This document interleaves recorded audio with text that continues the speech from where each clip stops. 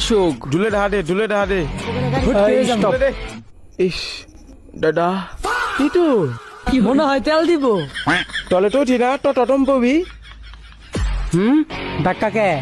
এই যে ভাইয়া গাড়ি ধাক্কাইতেছ তেল নাই? বিমান টিমান উড়াও নাকি? হয় থাম, মনে হয় যৌতুকের গাড়িটা নিয়েছ না? কৌতুক? আমরা কৌতুকের গাড়ি নিবো কে? আমরা তো তেল ভরবার গেতাছি। আবার টট ঠালা বেটা গাড়ির তেল না বইরা আর কানে একটু তেল দিও। ভাইয়া কানে উড়াই তো জাম আছে। হ কাম তো আছে, পাম্পে তেল ভরা গেতাছি। আপনার নালা কাম চুরা না? আমি কাম চুরা ওই জানলো কেমনে? খারাপ রূপে অপমান। দৌড় মারা তো শ্বশুর বাড়িতে গাড়িটা নিয়ে পড়ছ। এই যে ভাইয়া কবুল করা কি মনে আছিল না? বাংলাদেশে তেলের অভাব, গাড়ি তো নিয়ে পড়ছ।